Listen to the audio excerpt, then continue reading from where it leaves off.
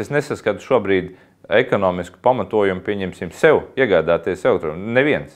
Lielie automobiļu koncerni nevis turpina cīnīties, tā morāli ar elektromobīļiem, bet viņi saka viņus taisīt.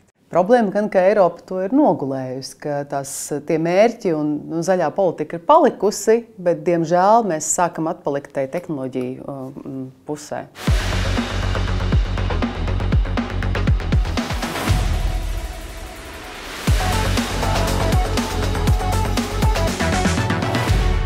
Nolūkā veicināt videi draudzīgu transporta līdzekļu izmantošanu, Latvijā ir noteikti vairāki atvieglojumi un priekšrocības. Elektroautomobīļiem netiek piemērots transporta līdzekļu eksploatācijas nodoklis, ir bezmaksas reģistrācija un numurzīmes, kā arī atļauja braukt pa sabiedriskā transporta joslām. Rīgā un Liepājā nav jāmaksā par pašvaldības stāvvietām, bet viesojoties Jūrmalā nav jāmaksā iebraukšanas maksa. Elektroauto uz ielām parādās arvien vairāk. Lielais jautājums, vai nav jāpārskata elektroauto priekšrocības? Vai tam jābūt tieši šobrīd, vai tuvākajā laikā neņemos spriest, droši vien sasniedzot noteikti piesātinātības līmeni. Tikai naivais varēja domāt, ka tas būs mūžīgi, un ja ejam to, kad nomainītu, pieņemsim domu, ka elektromašīnas pilnībā nomainītu iekšdedzeļu mašīnas, tad Rīga būtu pavelti visur stāvēšana un visi braukt pa autobusu joslu, visu to satiksmi un pārējie stāvēt tukši. Nē. Neizbēgami, ja ir sistēma, kurai motivē kādu procesu, lai viņš daudz ātrāk aktivizētos un ātrāk tiktu ieviests, tad neizbēgami ir skaidra situācija, kad agri vai vēlu tos preferences beigsies. Priekšrocības elektroauto iegādē un arī uzturēšanai joprojām man šķiet ir jāsaglabā, jo mums ir viens skaidrs uzdevums, ko mēs arī paši esam apņēmušies un kam esam piekrituši, strauji samazināt CO2 izmešus transporta jomā. Šeit 18. gadā tika pieņemts tāds plāns līdz 30. gadam par 40% CO2 izmešu apjomu samazināt. Un elektroauto ir viens no veidiem, kā to izdarīt. Un, tādēļ arī tika ieviestas šīs atbalsta programmas. Tad sažēs, ka plānoja, manuprāt, ministrija, ka līdz 2030. gadam mums būs 18,000, apmēram, šādu transporta līdzekļu. Tagad jau tas plāns ir pat vairāk kārt palielinājies, 60,000 plānoja, bet mums šogad ir tikai nedaudz vairāk kā 5,000 reģistrēti. Un es domāju, ka tas atbalsts ir jāsaglabā, lai tā dinamika nepazustu. Tas, kas labi strādā, to nevajag bojāt. Viņi jau tiek pārskatīti. Jā. Es nezinu, par Rīgu es braukāju ar benzīna automašīnu, bet Spānijā man ir elektriskais automobilis iX1. Jā. Es tur redzēju, teikšu godīgi, gan stāvvietas, bet nevienu reizi es neesmu izmantojis. Kaut tur, protams, ar stāvvietām, parkingiem un tā tālāk, problēma ir daudz lielāka nekā Rīgā. Viņi pamazām pazūd.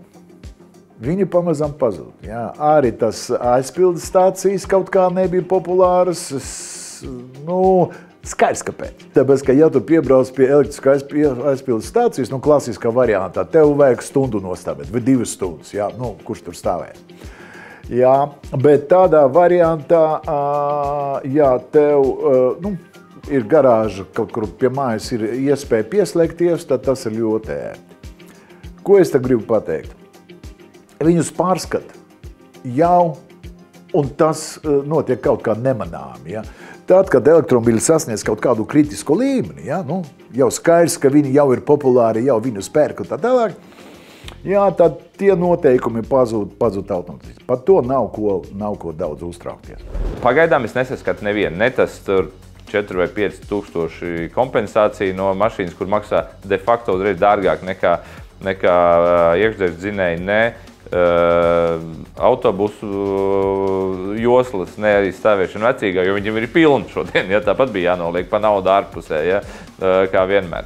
Kaut kādā brīdī, kad to elektroauto būs daudz, un ka tu sapratīsi, ka, piemēram, sabiedriskais transports vairs nevar pārvietoties par sabiedriskā transporta joslu, jo tur ir pārāk daudz elektroauto vai nebūs iespēja novietot nevienam citam transporta līdzeklim vai kājām gājējiem tik cauri elektroautomobīļiem, kas ir vecrīgā novietot, tad saprot, ka tev ir jau varbūt laiks to pārskatīt. Bet pagaidām tas vēl motivācijas elements ir vajadzīgs.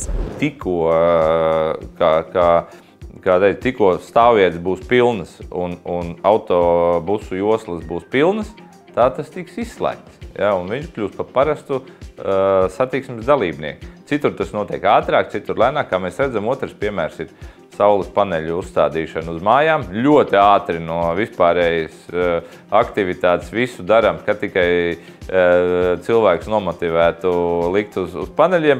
Labi, pietiek, tagad 20% vairāk nedosiet, pa 20% tīklā. Apmēram kaut kas tāds. Ja? Tas ir dabisks process un droši vien pietiekami ātri notiks. Tāpēc es domāju, ka elektromobīļiem ir nākotnē galvenokārt tāpēc, ka tīri no tehniskā viedokļa viņi ir uz kārtu vienkāršāk nekā benzīndzinēji. Mēs visi saprotam, ar ko atšķirās, teiksim, elektrodzinējs no benzīndzinēja. Un tā tehnoloģija un viss tas, kas tur ir ieguldīts, ir daudz dārgāk, gan izgatavošana, gan eksploatācija un tā tālāk. Jā. Elektriskais dzinējs, mēs esam iemācījuši utilizēt viņu no veļas mazgājumām mašīnām, teiksim, vai no ventilatoriem. Ja? Un tas ir viss. Ja? Tehniskas apskats, tekošie remonti, ja? Un tā tālāk viņi ir uz kārtu mazāki, ja? Nekā benzīna automobīļiem. Līdz ar to man šaubu nav nemaz, ka tas, kas tehnoloģiski ir vienkāršāks, vinnēs to, kas ir sarežģītāks. Pārmaksāt par gadžetu, kuru tev ir lietot, tev ir daudz apgrūtinoši, bet tas jāskatās katra cilvēka braukšanas paradumus un attālumus un intensitāti un plānojušanu. Tad es neredzu nevienu plusu šobrīd, pieņemsim, nomainīt veco labo dīzeļu mašīnu, pietiekami vecu, lai nav katru 3. gadu jāpērk jaunu. Es esmu daudz zaļāk šī jautājumā nekā elektroautomobīļu īpašnieki, kuri katrs 5 gadus maina. Ja es 20 gadus varu vienu nobraukt. Eiropa stipri atšķiras no citiem kontinentiem, un šeit tu redzi daudz biežāk elektroauto, ne tikai Rīgā, bet īpaši Skandināvijas valstīs, kur ir bijušas arī tādas dāsnas atbalsta programmas. Tādēļ, ka Eiropa arī ir bijis kontinents, kas ir sev vislielākos un ambiciozākos mērķus izvirzījis 2050. gadā nulles emisijas kontinents. Tur ir diezgan jāiespringst ne tikai transporta jomā, lai to sasniegtu. Citur pasaulē joprojām pārsvarā domā par lētāku cenu, par vienkāršiem un pieejamākiem energoresursu veidiem, īpaši neaizraujoties ar elektromobīļiem. Interesanti gan, ka, piemēram, Ķīna, kas nekad nav asociējusies ar pašu zaļāko valsti, viņi vienmēr tādu akcentu likus uz industrijas un tehnoloģiju attīstību, mazāk domājot par vidi, nepievienojoties arī bieži vien starpvalstu zaļajiem mērķiem. Tad šobrīd viņi ir ļoti strauji pieaudzējuši tieši gan auto, gan citu transporta izmantošanas apjomā. Lielajās pilsētās ejot pa ielu vispār nedzirdēs troksni, jo ap tevi pārvietojas motorollerīši, automašīnas ar elektrības dzinējiem. Jā.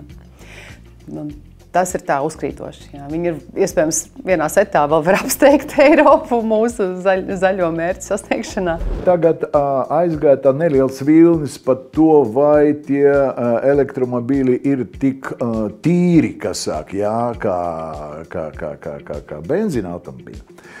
Jā, tas mazliet ir aizgājis, bet es gribētu pateikt par labu elektromobīļiem, kur ir principiāla starpība. Ja? Benzina automašīna izdala gāzes kustoties. Ja? Tas ir iekšējā procesā. Vai ne? Runa par elektromobīļiem, tad viņš pārvietojoties pa ceļu kaut kur, viņš ir absolūti tīrs. Šeit mēs piesienāmies tehnoloģijai, kur ir saistīta ar akumulātoru izgatavošanu, lītiju un tad viņu utilizāciju un tā tālāk. Ja? Kas ir principiāli dažādi šeit? Tas, ka to tehnoloģiju pirms, pēc utilizācija un izgatavošana, ja, viņa ir iznesama un atdalāma no paša lietošanas procesa. Ja. Līdz ar to, cik mums benzīna dzinējs attīstās un strādā 100 gadus, vai ne? Un cik mēs tā daudz maz aktīvi braucam ar elektromobīļiem 10 gadus, vai ne? Es domāju, ka tā tehnoloģija ir atrisināma. Ja? Viņa vienkārši tehnoloģiski ir atrisināma, viņa vienkārši jāatrisina un viss.